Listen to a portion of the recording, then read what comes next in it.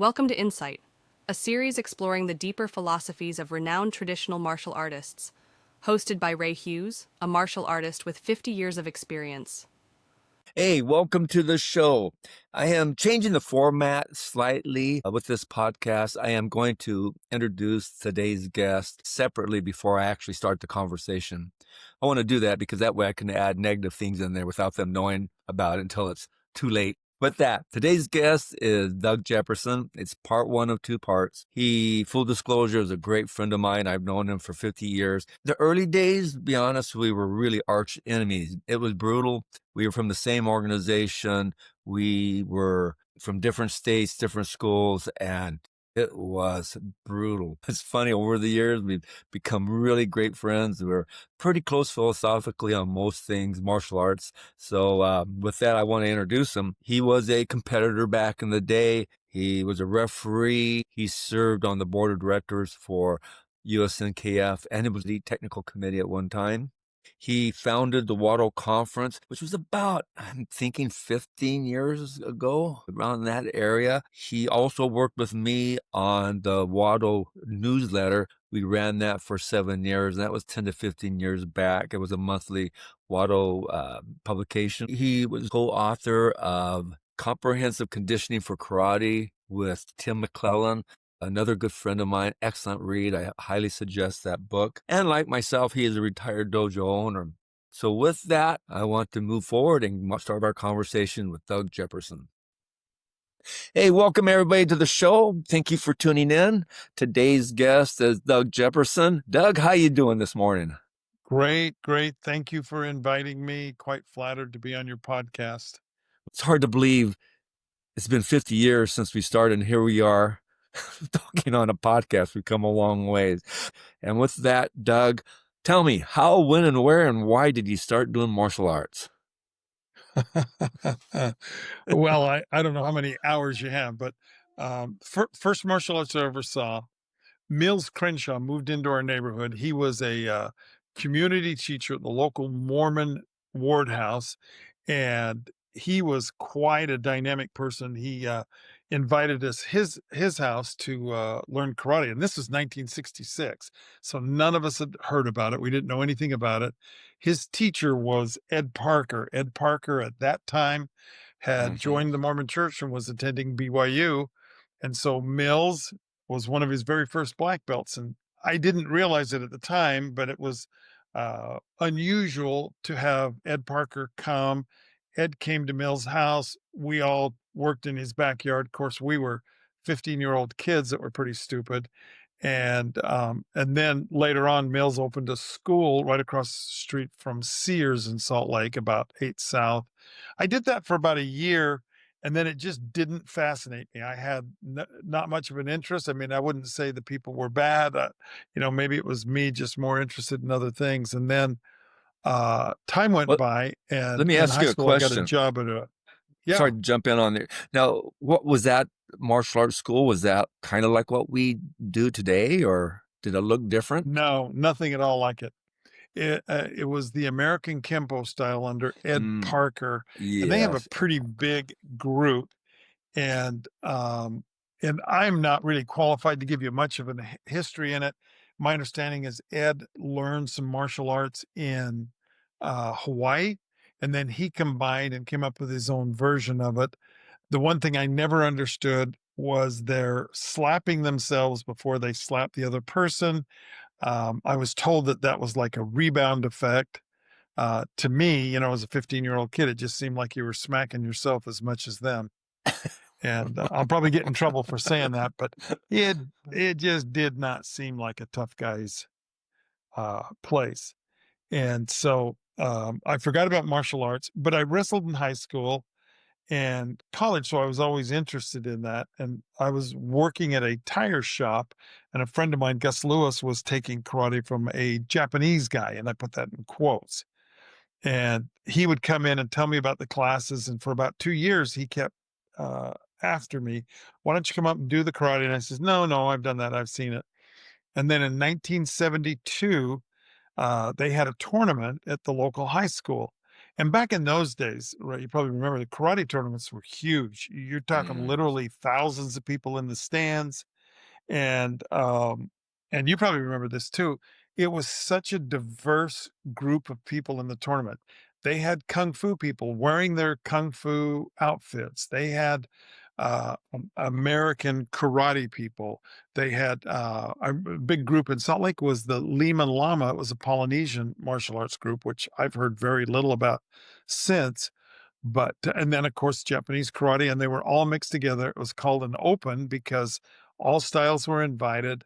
Um, and at that time in 1972, although years later, Ray did win that tournament, and he can attest to the fact that it was not very well controlled. It, in fact, now this is me. I'm a neophyte. I don't know what I'm doing. I'm just watching it. It appeared to be that in order to score a point, you had to cause the other person to fall down, drop to their knees, or in some way show that they were mortally wounded. And I watched the tournament go on. They created, and I don't know where they got it from, but a grand champion. The grand champion won the entire black belt division, and then the next year would not compete in the black belt division, but would fight the winner of that. And that person was Joe Sharon, who went on to become my senpai and knew him quite well. Well, Joe was doing a demonstration with my teacher, Sensei Osaka, and they'd decided to do this watermelon cutting act with the samurai sword. So Sensei Osaka came out, put on a blindfold, was wielding his sword with great speed and aplomb, and Joe was sitting on these chairs. Now, I've been told many reasons why this happened.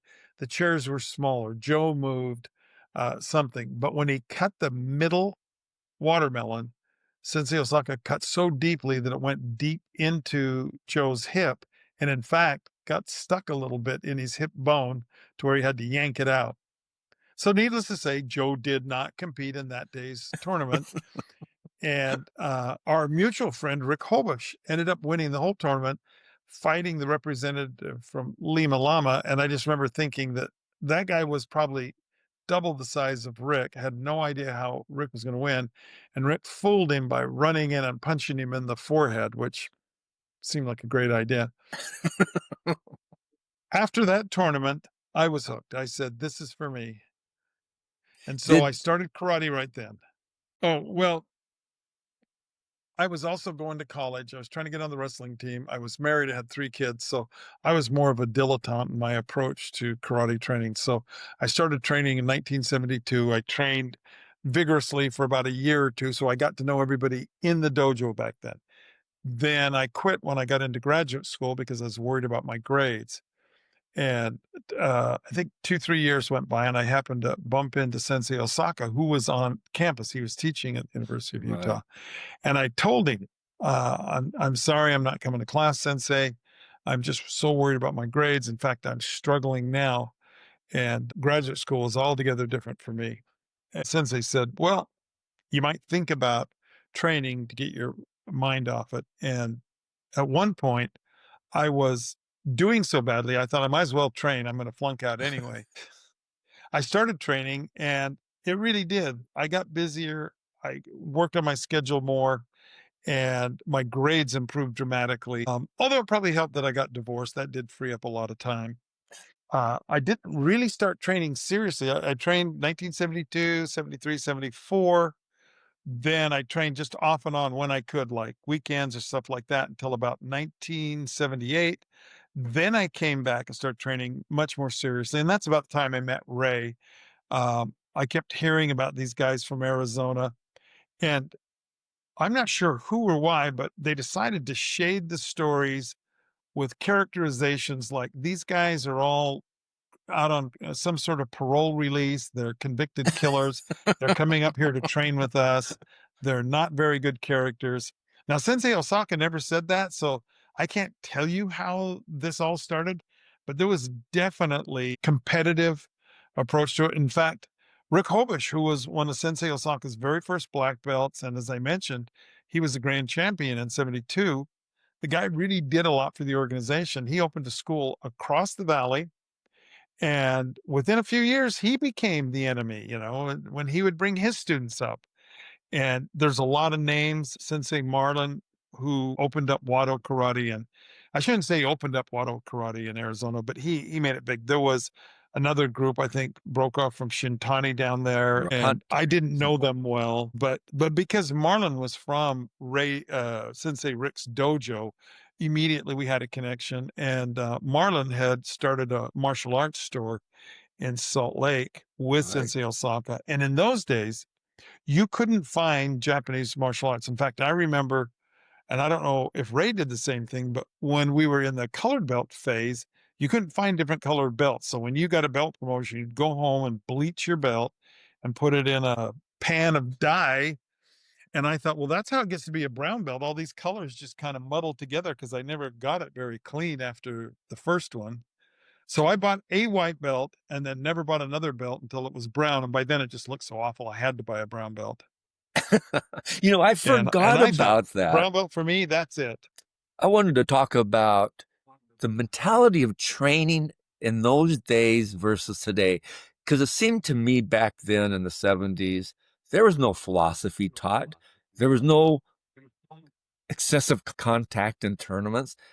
Can you go into that mindset? Was it just our dojos from Utah and Arizona? Do you think that was across the board of Japanese martial arts schools across the country? Of course, it's hard because my viewpoint's a little myopic, having seen your school, my school, Rick's school, Right, and for a long time that's all we saw. But when we went to other tournaments, it wasn't like the other people were unfamiliar with rough play. And for right, example, Sensei Yaguchi in Denver, we would go over there and his students were every bit as rough as ours. We didn't seem to have the advantage. Now, I do remember going to Sensei Koyama's tournament, and I don't know how serious it was, but he kicked us all out one year and said we were never to return because of our bad manners. And, and some of that can be attributed to young, naive people. But in answer to your question, you'd actually posed before, and I thought about it. The Japanese instructors that came over to the United States, most of them came, and I'm talking all styles.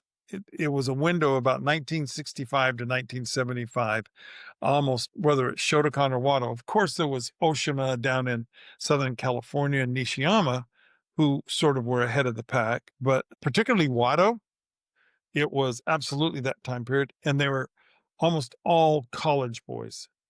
And we found out later that when these people came out of college, there was almost no curriculum. They might do 5 penons, and the rest was hard physical training and fighting. And that's what they knew about, and that's what they were taught. Our teacher, Sensei Osaka, and I don't think I'm speaking out of school because I asked him about it. He studied, I'm probably going to say it wrong, but it was a Nihon Jujitsu Kempo. He said it was yes. a kind of an amalgamation of jujitsu and karate.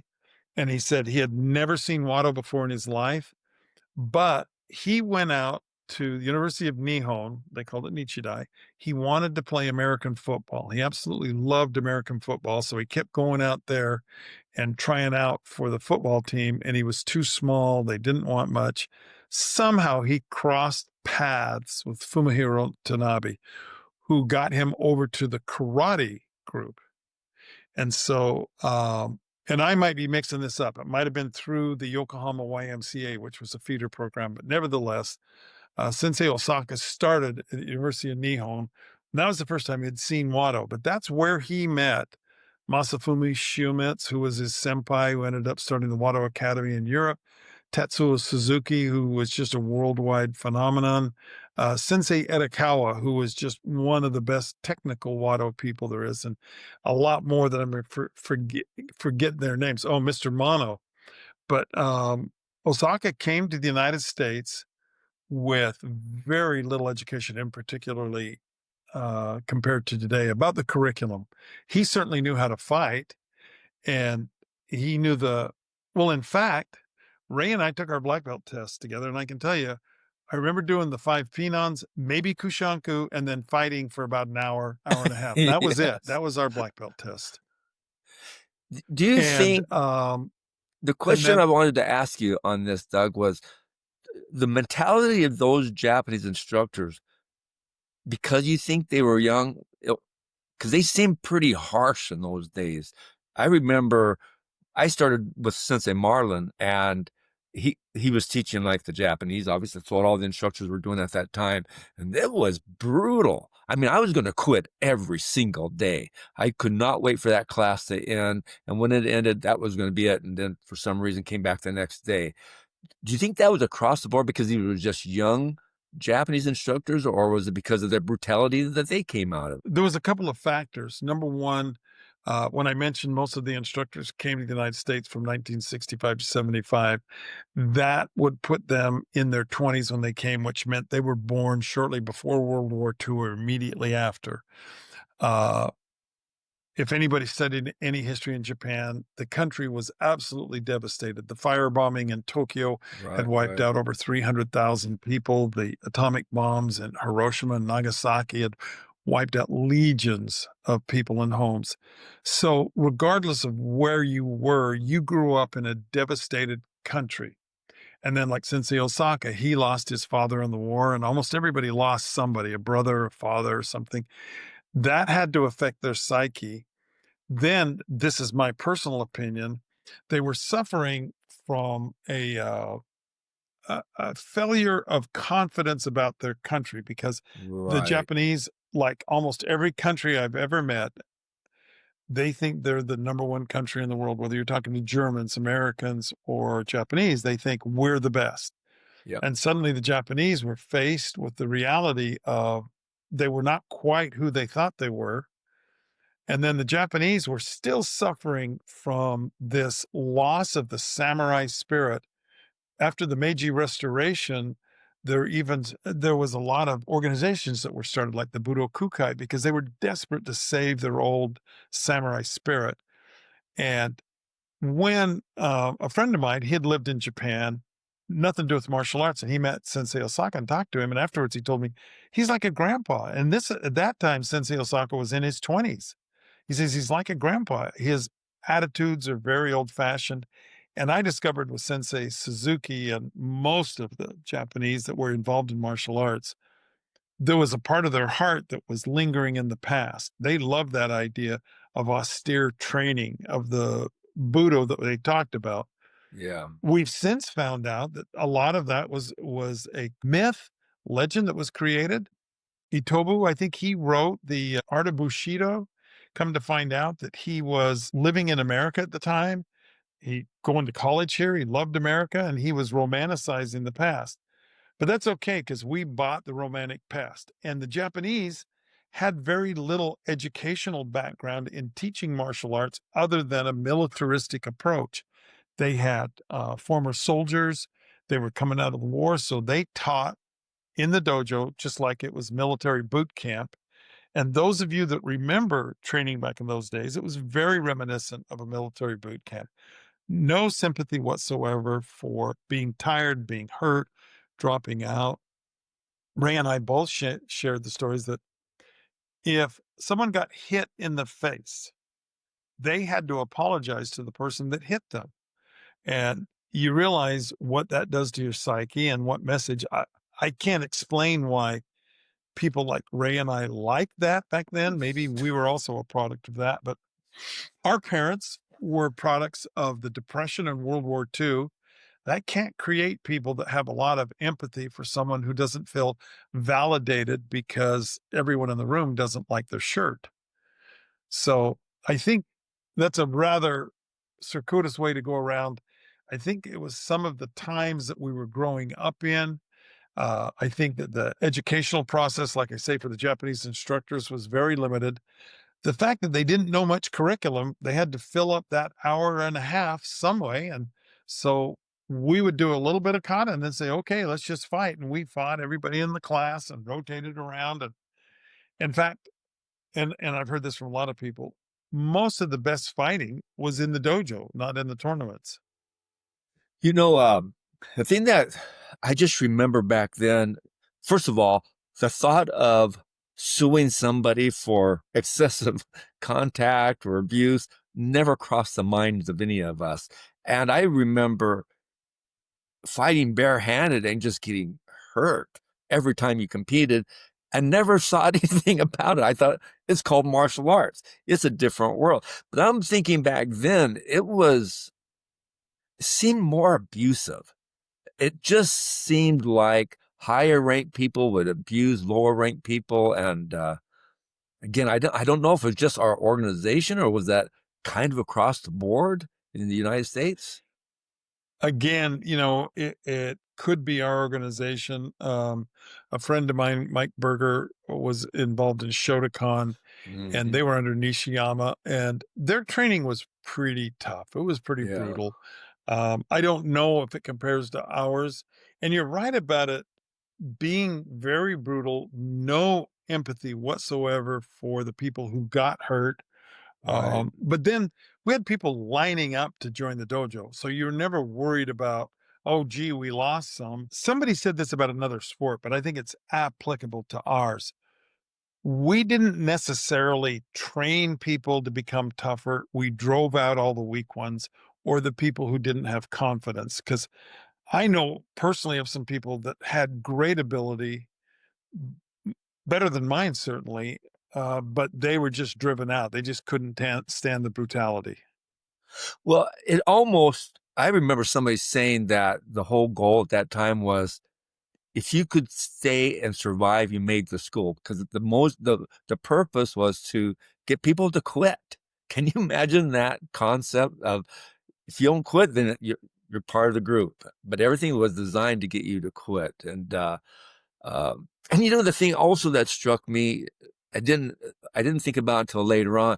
There was no philosophy taught in those days, and the philosophy I started to develop was simply from the books I was reading. And I was thinking, wow, this martial arts they don't even talk about that.